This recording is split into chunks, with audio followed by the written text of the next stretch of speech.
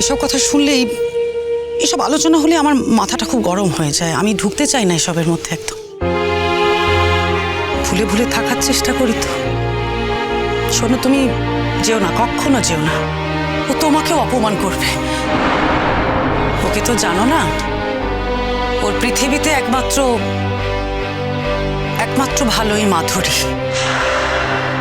কে মাধুরী? ওই মেয়েটার নাম মাধুরী। মাধু মাধু বলে ডাকে। একমাত্র ও আর ওর পরিবার ছাড়া ওর চোখে আর কেউ ভালো নয়।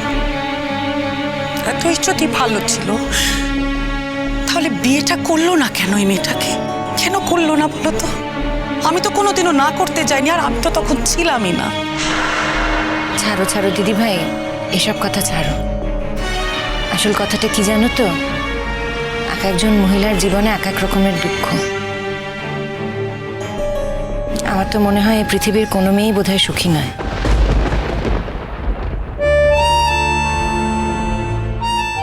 সত্যি, তোমার জীবনটাও দেখো।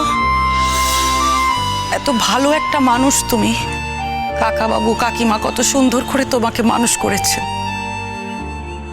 সেই তুমিও। আমার কথা বাদ দাও,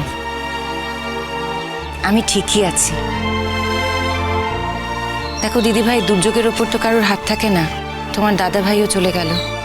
তোমার দাদা ভাই তো আর নিজের ইচ্ছে চলে যায়নি। আর কি বলো তো, দুর্ঘটনার সঙ্গে তো যুক্তি দিয়ে লড়াইও করা যায় না। আমার কপালে যা ছিল তাই হয়েছে, সেটাও তো মেনে নিতে হবে।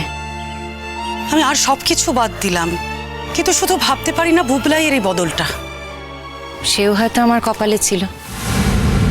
আচ্ছা বলো না, এই যে আমাদের অপমান করে দুঃখ দিয়ে, ও তো নিজেও কষ্ট পাচ্ছে। বিয়ের পরে চাকরিটাও চলে গেল, কিন্তু ওই যে ও ধরে বসে আছে। নতুন ঠাকুরপোই ওর চাকরিটা খেয়েছে, কিন্তু আমরা তো সবাই জানি যেটা সত্যি না। নতুন ঠাকুরপো এ কাজ করতে পারে না। ও হয়তো মনে মনে বোঝে, কিন্তু কিছু একটা বলতে হবে বলে মুখে এই কথাটা বলে। একদিন হয়তো ও বুঝবে, সেই ভরসাতেই আছি। আসলে কি বলতো, হিমালয় পাহাড়ের মতো ওরকম একটা মানুষের গায়ে যদি কেউ কাদা ছেটায়, তাহলে খারাপ তো লাগবেই বলো। কিন্তু নতুনদার বৌদি তো এখন উঠে পড়ে লেগেছে ওই ডলকে নিয়ে। ভালোই তো হয় গো। নতুন ঠাকুরপুরও তো একটা সংসার দরকার। নতুন ঠাকুরপুর জীবনে একটা শিক্ষিত সুন্দরী মেয়ের দরকার। আমাদের সংসারের জন্য জীবনে কি পেল বলো তো? জীবনটাই তো পুরো এলোমেলো হয়ে গেল। যতদিন আমাদের বাড়িতে ছিল ঠিক ছিল, কিন্তু সেই মানুষটারও তো একটা যত্ন আত্মীর প্রয়োজন। কোনোদিন তো সেই মানুষটা নিজে কিছু করেনি। তাই বলে ডল?